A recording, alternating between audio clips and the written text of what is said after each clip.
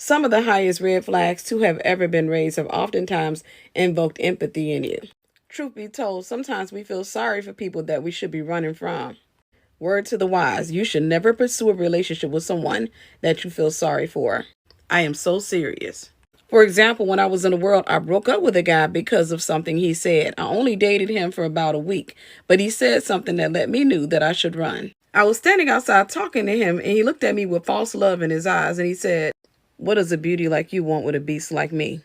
Now, let's be clear, this guy was handsome, but his self-esteem was at the bottom of a landfill somewhere. You see, one of the greater lessons that you'll learn is that you're beautiful to somebody. You're not everybody's cup of tea, but you are beautifully and wonderfully made. You are a masterpiece created by the master himself.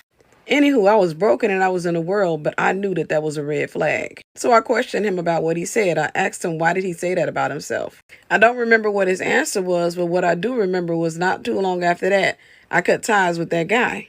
And I know my highly empathetic brothers and sisters out there are like, what type of monster were you?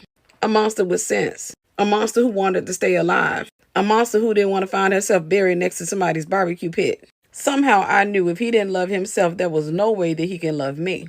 Somebody needs to hear what I'm about to say. Anytime you get in a relationship with a person who does not love themselves, they cannot and will not respect you. They'll like you. They may even call themselves in love with you. But because they see themselves as crud, they see you as a person who doesn't have that great of standards. In other words, they will classify you in the same manner in which they classify themselves. And again, I cannot emphasize this enough. They can be obsessed with you. They can be obsessed with your beauty. But if they don't love themselves, it is impossible for them to love you. After all, their spouse is going to be a reflection of themselves. And when a man doesn't like his reflection, he'll break the mirror. Same is true for women. Whatever happened with that guy? The last I knew of him, he was walking the streets on drugs. I ran into him some years later when I was at Walmart shopping late at night.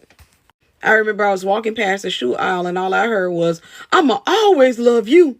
I looked up and I saw him walking alongside another guy and screaming across the aisle at me. And by this time, he was on drugs. And yes, my heart went out to him. But I didn't feel like there was anything that I could do to help him.